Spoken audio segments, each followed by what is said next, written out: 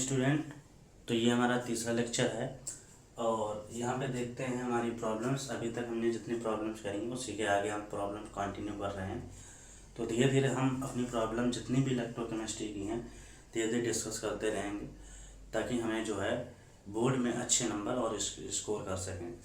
तो यहाँ पे आते हैं, सबसे पहली हमारी प्रॉब्लम है इसमें the electrical resistance of A column of 0.05 मोल पर litre NaOH solution of diameter 1 centimeter and length 50 centimeter is 5.5 into 10 to the power 3 ohm.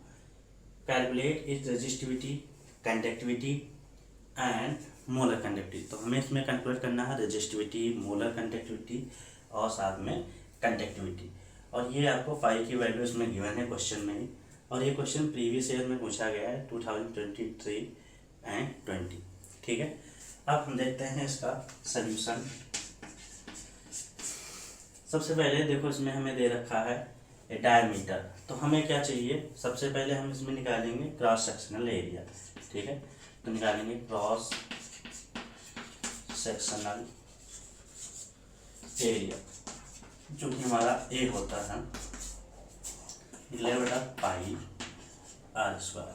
ठीक है, पाई की वैल्यू हमें यहाँ पे गिवन है तो 3.14 इंटू आर की वैल्यू हम रखेंगे। आर की वैल्यू देखो बेटा क्या है, डायमीटर दिया है, तो ये है 1 सेंटीमीटर, तो इसका कर देंगे 1/2, तो यह आ जाएगा 0.5 सेंटीमीटर। ठीक है, सेंटीमीटर, और इसको करेंगे हम स्क्वायर। ये हमारा ओवरऑल कैलकुलेट हो जाएगा 0.785। अब इसको सॉल्व करेंगे, आ जाएगा सेंटीमीटर स्क्वायर। ये हमारा आगे बेटा क्रॉस सेक्शनल एरिया। उसके बाद में हम देखते हैं कि जो हमारी प्रॉब्लम्स है रेजिस्टिविटी, कह रहा हमसे है रेजिस्टिविटी कहते हैं, रेजिस्टिविटी। तो रेजिस्टिविटी हमारी बेटा होती है, वो क्या होती है, रो होती है, और रो जो होती है उसका फार्मूला हम निकाल लेंगे तो R इंटू L A/L। आप फार्मूले से कैलकुलेट करते हैं। R जो होता है वो हमारा क्या है, यहाँ पे रेजिस्टेंस है, और रेजिस्टेंस हमें कितना दे रखा है, ये हमें दे रखा है 5.55 इंटू 10⁻³ ओम। ठीक है, एरिया हम कैलकुलेट कर लिया है 0.785। एल हमारा जो है यहाँ पे दे रखा है, लेंथ हमें जो रखी है कितनी दे रखी है बेटा, 50 सेंटीमीटर। ठीक है, तो ये सेंटीमीटर स्क्वायर, 1 से सेंटीमीटर कटा तो पाई इंटू ओम आ जाएगा। और आप इसको सॉल्व करेंगे तो सॉल्व करने पर आपका आंसर आ जाता है 87.135 ओम इंटू सेंटीमीटर। ये आ जाएगा 87.135 ओम सेंटीमीटर। तो क्रॉस सेक्शनल एरिया निकाला, resistivity rho equal to R into A/L आ जाएगा। ठीक है, और यहाँ से हमारा R की वैल्यू हमें गिवन है ओम ए, और यहाँ पे A की वैल्यू हमने कैलकुलेट कर ली है, और जो है लेंथ है वो आपको 50 सेंटीमीटर गिवन है। तो 1 सेंटीमीटर ये कट गया तो पाई इंटू ओम आएगा इसकी यूनिट। तो ये हो गया हमारा रेजिस्टिविटी। आपसे क्या कह रहा है, रेजिस्टिविटी हमने कैलकुलेट कर ली, अब कह रहा है आपसे कंडक्टिविटी। ठीक है, तो कंडक्टिविटी की तरफ देखते हैं।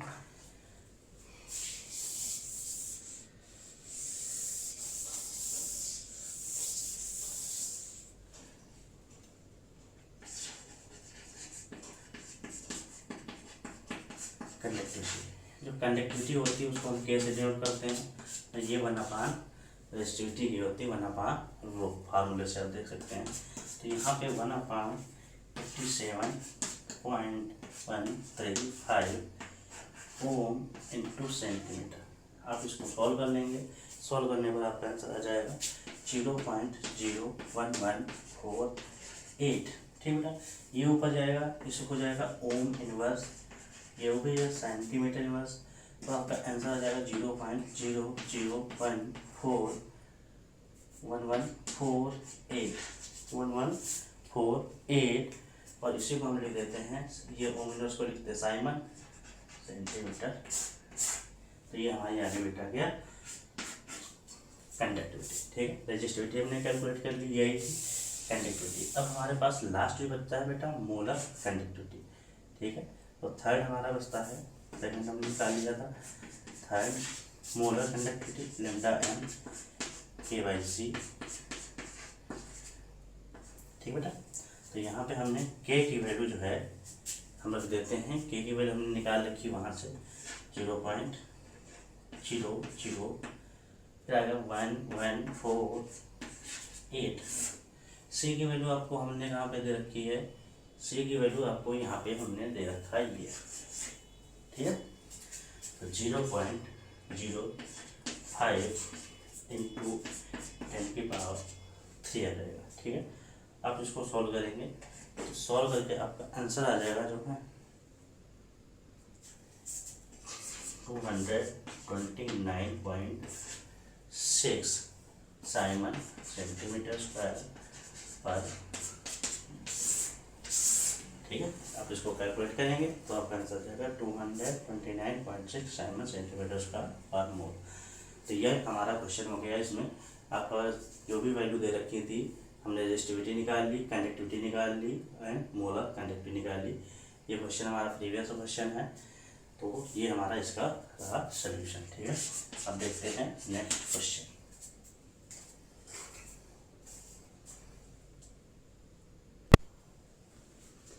तो नेक्स्ट प्रॉब्लम देखते हैं। नेक्स्ट प्रॉब्लम हमारी है the cell constant of a conductivity cell. जो कंडक्टिविटी सेल में जो सेल कांस्टेंट है वो किस पे डिपेंड करता है। नंबर 1 लिखा है changes with change of electrolyte, यानी जो इलेक्ट्रोलाइट अगर हम चेंज कर देंगे तो क्या हमारा सेल कांस्टेंट चेंज हो जाएगा। तो यहाँ पे हम सबसे पहले देखते हैं सेल कांस्टेंट हमारा होता क्या है। हमने मान लो ये इलेक्ट्रोड लगा रखे हैं यहाँ पे इस तरीके से, ठीक है, ठीक है, पॉजिटिव और नेगेटिव। नेगेटिव हमारा क्या होता है, ये हमारा होता है कैथोड और नेगेटिव होता है हमारा एनोड, ठीक है। अब होता क्या है कि यहाँ पे हम रख देते हैं इलेक्ट्रोलाइट, ठीक है। जो हमारा सेल कांस्टेंट होता है एक्स, जो कि हम L/A मानते हैं, लेंथ अपान एरिया, तो डिपेंड किस पे करता है, लेंथ पे। लेंथ हमारी क्या, यानी इनके बीच ये हमारे इलेक्ट्रोलाइट कितनी डिस्टेंस पे रखे गए हैं, और उसके बाद में इसका जो क्रॉस सेक्शनल एरिया होता है उसको हम लेते हैं ये, ठीक है। तो जो सेल कांस्टेंट है बेटा, पहली बात तो ये है कि वो हमारा किसी भी यहाँ पे एक सेल के लिए फिक्स है सेल कांस्टेंट, यानी कि हमारा L यानी इलेक्ट्रोड जो है वो नहीं चेंज होने वाले, उनकी स्पेस नहीं चेंज होने वाली है, बीच की डिस्टेंस, तो हमारा सेल कांस्टेंट नहीं चेंज करेगा। अब चाहे इलेक्ट्रोलाइट जो इसमें आप KCl भर दो, फिर निकाल दिया हमने इसमें जो है H2SO4 भर दो, तो आपकी मर्जी है, आप इसमें जो भी भरते जाओ, लेकिन सेल कांस्टेंट किसी भी एक सेल के लिए वो फिक्स होता है, ठीक है। तो यहाँ पे हम देखते हैं क्या कह रहा है, cell constant of a conductivity cell. कोई कंडक्टिविटी सेल है जिसका सेल कांस्टेंट किस पे डिपेंड करेगा। तो सबसे फर्स्ट ऑप्शन आता है changes with change of electrolyte, यानी कि हम इलेक्ट्रोलाइट इसमें चेंज करते जाएं।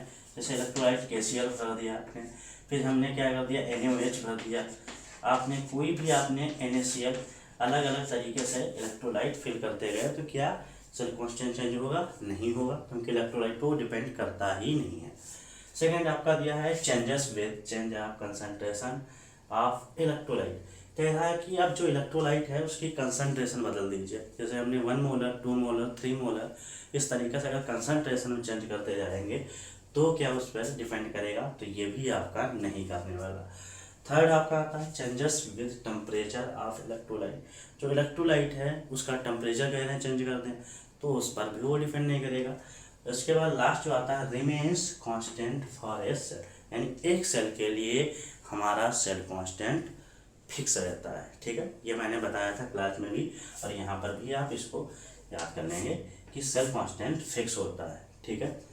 इसके बाद अगला क्वेश्चन है which of the following has highest molar conductivity, और ये आपका क्वेश्चन आया है 2023 CBSE बोर्ड में। सबसे पहले हमारी एक बात बता देते हैं, हमने कहा था मोलर कंडक्टिविटी जो है वो इंक्रीज करेगी कंसंट्रेशन डिक्रीज होने पर, यानी कंसंट्रेशन जितनी डिक्रीज होती जाएगी मोलर कंडक्टेंस हमारी उतनी ही इंक्रीज करेगी।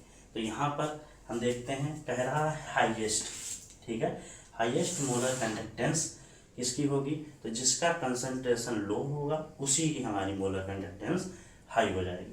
तो यहाँ पे देखते हैं, ये देखो 0.01 मोलर KCl। इलेक्ट्रोलाइट सब में क्या है? सेम है, तो हमें उसकी कोई टेंशन लेने की जरूरत नहीं। हमारी वैल्यू देखते हैं 0.01, 1 मोलर, 0.5, 0.1। तो इन सब में हमारी जो सबसे जो कम वैल्यू है वो किसकी है? 0.01 मोलर KCl। तो सबसे हाईएस्ट जो है मोलर कंडक्टिविटी किसकी आ जाएगी? 0.01 मोलर KCl। तो जिसकी कंसंट्रेशन लो उसी की हमारी मोलर कंडक्टिविटी जो है वो क्या हो जाएगी? हाई हो जाएगी। तो ये हमारा क्वेश्चन हो गया। देखते हैं हम नेक्स्ट क्वेश्चन।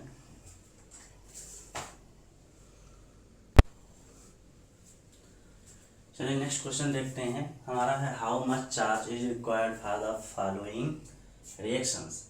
तो यहाँ पे आपको 3 क्वेश्चन दे रखे हैं। 1 मोल ऑफ एल्युमिनियम, 3 से एल्युमिनियम जा रहा है। फिर 1 मोल ऑफ कॉपर 2 रिड्यूस होकर बन जाएगा कॉपर में, जो कि आपका प्रीवियस है 2023 में पूछा गया है। थर्ड आपका आ जाता है 1 mole of MnO4 negative to Mn2 positive. यहाँ पे आपका ये क्वेश्चन 2023 एंड 2020 में भी आपसे पूछा गया है। चलिए इसको हम देखते हैं कैसे हमें सॉल्व करना है। सबसे पहले देखो बेटा क्या है, 1 मोल आपका ये कह रहा है, तो यानी एल्युमिनियम 3 पॉजिटिव कितने इलेक्ट्रॉन लेगा? 3 इलेक्ट्रॉन लेकर पहुंच जाएगा ये एल्युमिनियम।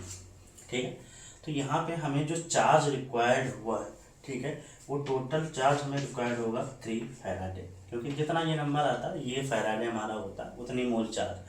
तो ये हमारा 1 मोल एल्युमिनियम 3 पॉजिटिव रिड्यूस होने के लिए 3 फैराडे का इसको हमें चार्ज देना पड़ेगा, तब जाके ये एल्युमिनियम में आके रिड्यूस हो जाएगा। तो यहाँ पे 3 फैराडे हमारा चार्ज हो जाएगा। तो 1 फैराडे में चार्ज कितना होता है? 96500 हमारा कूलाम, इतना हमारा चार्ज होता है 1 फैराडे में। तो यहाँ से मल्टीप्लाई कर लेंगे तो आ जाएगा 0 0 आ जाएगा, ये आपका आंसर आ जाएगा 2895। ठीक है, इसके बाद में आप इसको करेंगे तो आ जाएगा 1 2 3 4 5 2.895 इंटू 10 की पावर 5, ये कूलाम आ जाएगा 2.895 तो कूलाम। सेकेंड आपका जो आ जाएगा आंसर, सेकेंड वाले को देखते हैं। वहाँ पे देखो बेटा हमारा कॉपर 2 है और ये कितने इलेक्ट्रॉन लेगा? 2, और ये पहुँच जाएगा कॉपर में। तो हमें टोटल चार्ज रिक्वायर्ड कितना हुआ? 2 फैराडे। 2 फैराडे इंटू यानी 2 फैराडे होता है 96500। आप इसको मल्टीप्लाई कर देंगे तो आपका आ जाएगा ये आंसर 93012 आ जाएगा। ठीक है, तो ये आपका आ जाएगा यहाँ पर आंसर कूलाम। और आप इधर से 1 2 3 4 5 1.93 इंटू 10 की पावर 5 कूलाम। आपको यहाँ पर इतना कैलकुलेट आ जाएगा कूलाम का चार्ज। एंड जो हमारी थर्ड रिएक्शन आती है, थर्ड रिएक्शन को हम थोड़ा रफ करके बताते हैं।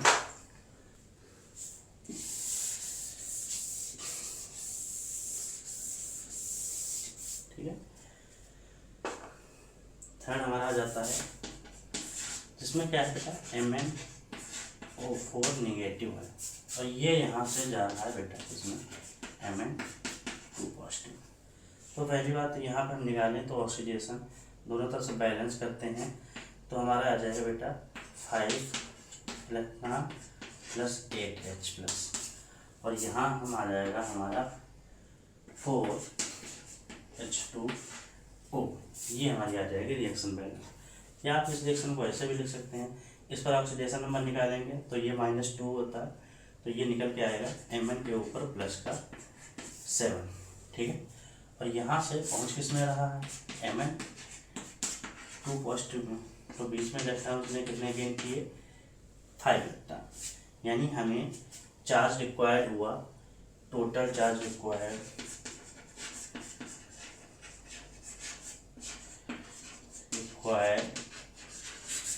कितना हो जाएगा? 5 फैराडे। ठीक है, फैराडे में हमें पता है कितना होता है 5 × 96500 × ये हो जाएगा। आप इसको मल्टीप्लाई करेंगे तो आपका आंसर मिल जाएगा 4825 उसके आगे 20, ठीक है, ये आ जाएगा। और आप निकालेंगे आंसर यहाँ से तो आ जाएगा 4.825 1 2 3 4 5 5 कूलम। तो ये आपको यहाँ पर कैलकुलेट करना था यहाँ पे।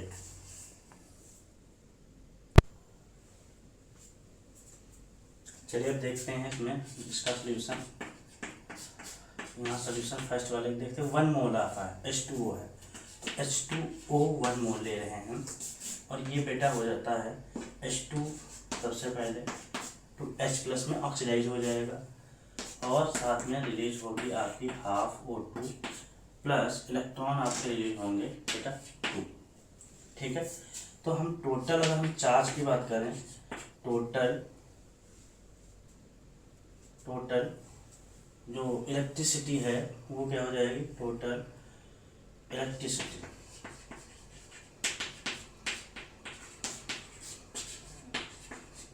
रिक्वायर्ड इन कूलम, ठीक है, इन कूलम, वो हो जाएगी बेटा आपकी कितनी, कूलम में निकालेंगे सबसे पहले आ जाएगा कितना 2 फैराडे, ठीक है। फैराडे में हम कर लेंगे कूलम में चेंज 29650, और ये आपका आंसर आ जाएगा 2 0 हो जाएंगे यहाँ से, तो 10 2 5 10 2 6 3 2 9 8 ये हो जाएगा। और इसको आप करेंगे तो 1.93 इंटू 10⁵ कूलम आ जाएगा, ठीक है। 1 मोल H2O O2 में कन्वर्ट होने के लिए उसको कितनी चार्ज चाहिए होगा, 1.93 इंटू 10⁵ कूलम। जब हम इलेक्ट्रिसिटी उसको दे देंगे तो वो किस में ऑक्सीडाइज हो जाएगा, H2O हमारा O2 में ऑक्सीडाइज हो जाएगा, ठीक है।